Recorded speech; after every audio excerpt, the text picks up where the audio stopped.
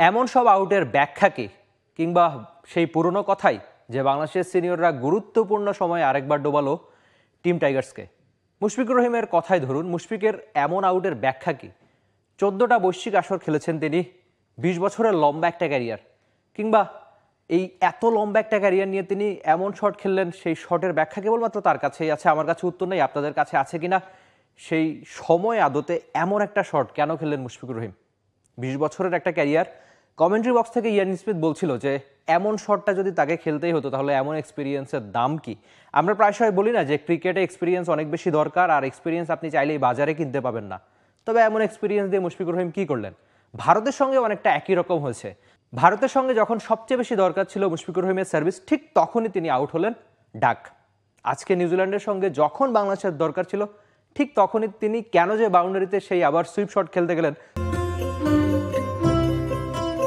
রমজানের বাজারের লিস্টে এসপি আছে তো? স্লগ সুইপ, যেটা তার প্রিয় শটগুলোর একটা, সেই শটে তিনি বাউন্ডারি লাইনে ধরা দিলেন। ব্রেসওয়েল না খুব একটা নামি স্পিনার, হয়তো আমি তাকে বলছি না একেবারে অপ্রতিরোধ্য। আমরা রাশিদ খান, নূর বা ওয়ার্ল্ড ক্রিকেটে যেসব বড় বড় স্পিনার রয়েছে তাদের কথা যদি আপনি ধরেন, তাদের মতো অপ্রতিরোধ্য না, একেবারে তাকে খেলাই যাবে না এমন স্পিনার না। আর কেন যে তখন এমন শট খেললেন, সেই ব্যাখ্যা কেবলমাত্র মুশফিকুর রহিমই জানেন। তার মতো অনেকটা একই শট, মানে বড় শট খেলতে গিয়ে মাহমুদুল্লাহ রিয়াদও প্যাভিলিয়নে ফিরলেন অনেকটা দ্রুত, 14 বলে 4 রান করে। তার ব্যাটে কোনো বাউন্ডারি নেই।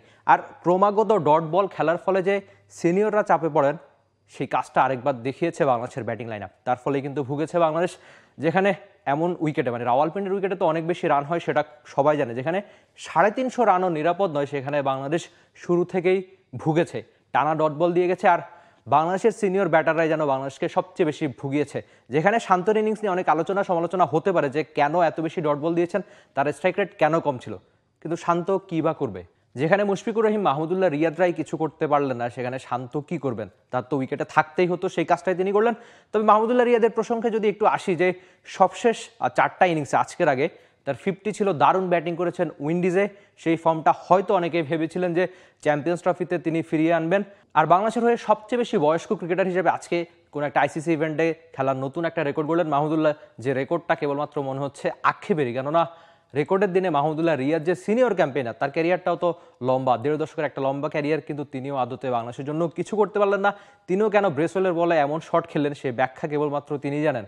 যে উইকেটে কিনা 300 রানও নিরাপদ নয়, যে উইকেটে 350 রানও নিরাপদ নয়, সেই উইকেটে বাংলাদেশ 350 করবে কি? বাংলাদেশ তো সেই শুরুতেই ঢুকেছে। আর এই ধোকাটা অনেকটাই দুই সিনিয়র ক্রিকেটারের কল্যাণেই। রিয়াদের 14 বলে 4 আর মুশফিকের 5 বলে 2, এমন একটা আক্ষেপের দিনে বাংলাদেশের ব্যাটিংটাও হয়ে থাকলো আক্ষেপের। যেখানে রাওয়ালপিন্ডির উইকেটে অনেক বেশি রান হয়, সেখানে বাংলাদেশ যেন লড়াকু পুঁজি করতে পারলো না। এমন একটা দিন তো আরেকবার ব্যাটিং ব্যর্থতার team টাইগার্সের। For more updates, subscribe to our YouTube channel and click on the bell icon. Follow us on Facebook and Instagram. Download T-Sports app to enjoy exciting games and highlights. Visit tsports.com.